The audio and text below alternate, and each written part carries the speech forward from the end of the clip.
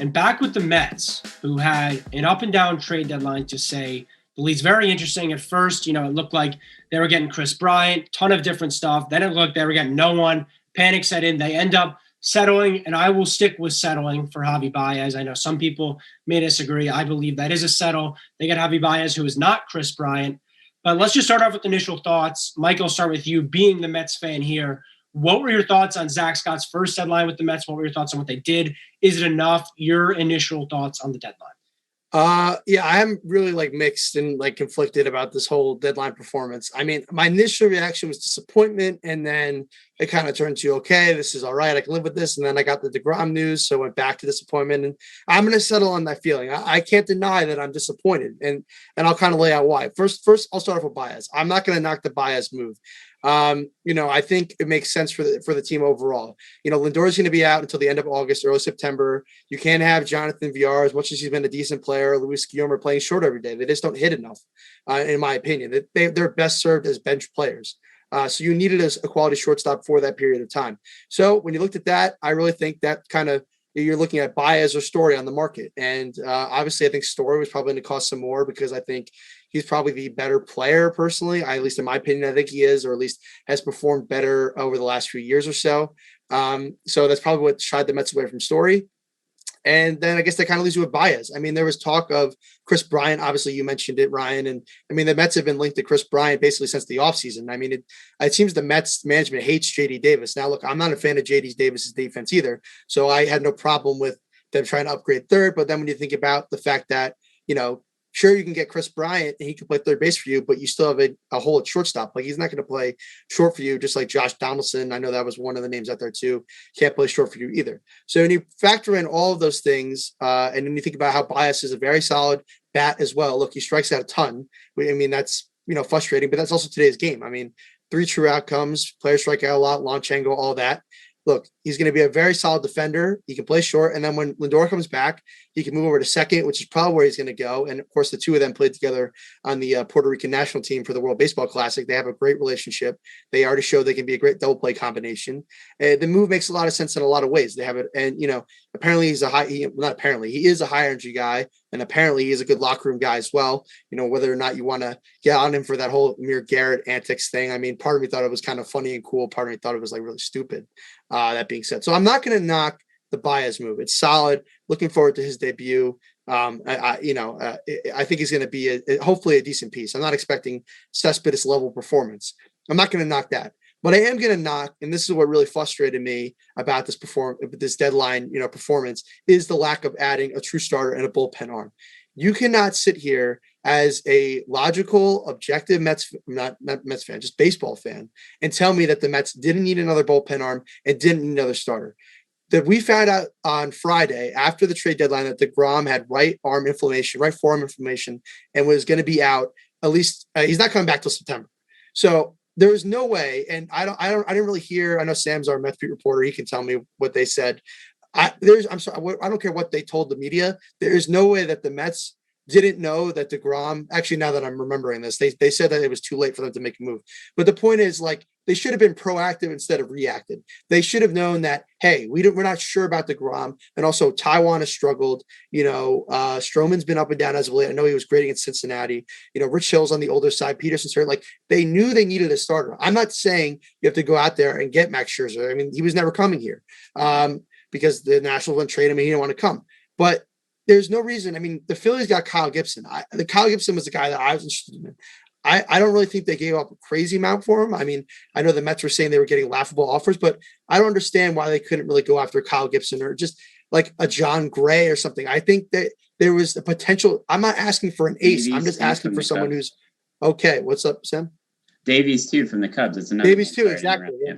I know I'm kind of going on a rant, but I have so much to say, and I appreciate you guys bearing with me. And then the fact that they got a pitcher, and like you were saying, Sam, with Davies, I saw a tweet earlier, and it was like the Mets kind of viewed Davies and Williams as equals, and what drew them to Williams was the option to send him to the minor leagues, which is just ridiculous. Davies is the better pitcher. Who cares if you can send someone to the minor leagues? Get the better pitcher. Yeah, first I'll start with Báez, which also at first I was disappointed, kind of like you, if I'm going to be honest. Right off the jump, I heard the news and I was thinking Chris Bryant, just because you said third base, but he's got versatility. He can play the outfield as well. Conforto has been terrible this year. There's no mistaking that. So put Chris Bryant in the outfield, and then Conforto doesn't have to start barely at all. And then you can leave JD Davis at third base or whatever. Maybe you put Bryant. It allows for a lot more flexibility for Rojas. That's what I did like about them looking at Bryant. Then they go to Baez, and it was shock at first, but the more I looked at it, the more it kind of made sense to me. First of all, he fills in at shortstop right now, which I think is definitely very helpful. And then in addition to that, once Lindor comes back, like you kind of said, he can switch over to second base. They have a great kind of double play duo. He could also play third base. He said he was willing to play all over the diamond, which I think you have to kind of keep McNeil in the lineup with the way he's hitting right now. So you could leave McNeil at second, put Baez at third base, and that kind of leaves JD Davis as the odd man out, unfortunately for him. But and then also, I mean, I hate to bring it up, but he really did want to come to the Mets, and the Mets seemed like they really wanted him. And they say what you want about the chemistry, which I know, Mike, you hate to hear that word, but listen, this was a big deal for the front office. This was a very big deal for them. They needed a guy that they thought could fit in perfectly with this Mets team, and kind of that's what Javier Báez is. I think he's really going to gel really well with the clubhouse. Rojas and Lindor and the rest of the team is really going to love him, I think. And he really wants to play in New York. He's fit for kind of that, the market that New York brings. So add that all in. And then also he's a great defender, and he's going to hit a lot of home runs. Yes, he does strike out a lot. Doesn't get on base. His on-base percentage is pretty low. But other than, I guess, those two things, overall, I do like the move for Baez. But I'm with you, Mike. I think the starting pitching is the biggest concern right now, because you mentioned they did know about DeGrom before the deadline.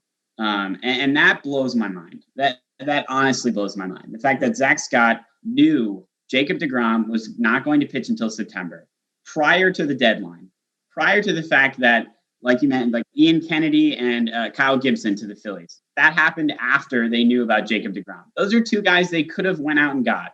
Ian Kennedy is a guy they could have got for probably not very much. I think Kyle Gibson would have costed a little more, but Ian Kennedy is a guy that's started, but also been in the bullpen, a guy that can kind of do both for this Mets team as they're kind of in limbo with their starters, especially DeGrom. No, he's not Jacob. And the reasoning for Scott was nobody could be Jacob DeGrom. Well, Jacob DeGrom is going to be Jacob DeGrom when he's back. They're not asking for a Jacob DeGrom 2.0. They're asking for a pitcher that can step in and eat up innings and just be an arm right now. Because there's a ton of pressure on this starting rotation between Carrasco, who's just coming back from injury. He's going to have to get ramped up. He's going to have to pitch a lot of innings. Taijuan Walker has pitched the most innings since before his Tommy John surgery, and he's been not very good lately. That's a concern. Stroman's been kind of up and down. And then from there, you're relying on Tyler McGill, a young pitcher, to kind of be a fourth starter on a playoff team, which is a lot to ask for him as well. So that's my biggest concern, is the fact that they did not address starting pitching, especially because DeGrom's going to be out for a while. That is why I thought if they threw in Davies with Baez, I think I'd be talking about how happy I would be with this deal, because he is exactly what I'm talking about, what they kind of need, just a placeholder. Really, that's kind of like what Rich Hill is, although Rich Hill might slide to the back into the rotation. But the thing is if everybody gets healthy, and that's a big if, who knows if that's going to happen, an extra pitcher is a good problem to have. You can slide into the bullpen, which I think is, but I don't think they were going to go and get a bullpen piece. But if you get a guy like Ian Kennedy, Davies, we threw around, or Kyle Gibson, sure, he starts right now. If the Mets starting rotation gets fully healthy, he then slides to the bullpen and kind of covers some things up back there, which I think would help them there as well going into the playoffs. Instead, they're sitting here with no help to the bullpen, which I think has been better than you've said, Mike. I know you don't trust Edwin Diaz, but for the most part, he has been dominant. And when he's on, he's totally on. So I trust him a little bit more than you do, and I trust this bullpen in general a little bit more. But still, they needed another starter. They didn't get it, and that's the biggest reason why I'm pretty disappointed with the Mets in this trade deadline. But Bryant was the guy I thought they should have went after over Baez. And just because you mentioned, he said center field was his favorite position the other day. He kind of dropped that bomb. The Cubs were just giving him innings at third base, so he remembered to play the position. That's how good he is at all these kind of positions. He's such a plug and play. He mashes versus lefties. He does a lot that you could have had. And when you look at the price tag he went for, it wasn't crazy. It really wasn't. It was the Giants, I think, 9th and 13th best prospects. The Mets ended up trading their number 6 prospect for Baez, who, by the way, I have no problem with that because his ETA is like 2025. So he just came off surgery. He major surgery. Yeah. Right. So it wasn't really a huge loss. Yeah. No. He's a long ways away, 2020 first round pick. So he's not even sniffing the big leagues anytime soon. So I have no issue dealing him. I would have rather you try to package something together with Bryant or get as active as you said. Trevor Williams hasn't had an ERA under 5 since 2018. That's not a guy that I would feel confident at all. He's in AAA already. He's already in AAA. Hasn't even pitched in any for the Mets. Yeah, so you mentioned that they liked him because he has options, and that's absurd to want a guy at the deadline because you can send him down. Like, you're supposed to get guys that impact your club. So that's ridiculous in its own sense. And Baez, who I know I've trolled you a little bit, Sam. I've texted you like his on-base percentage with fire emojis, 292 on base, which is horrible. But it's really not the worst they could have done. It's definitely better than doing nothing. The strikeouts, I don't care about strikeouts, as I just said, but they don't come with the walks, and that is the issue. He is a flawed hitter in that sense. Only 15 walks on the year. That's an issue.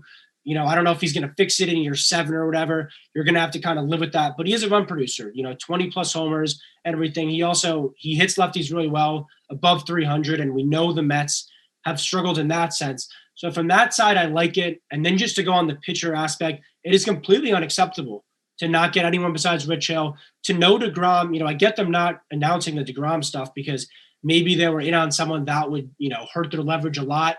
But for Zach Scott to know, for Steve Cohen to know that Jacob DeGrom, the inflammation, that's never a good thing. You're shutting him down until September. To know that and to not upgrade, I think is a real lost opportunity.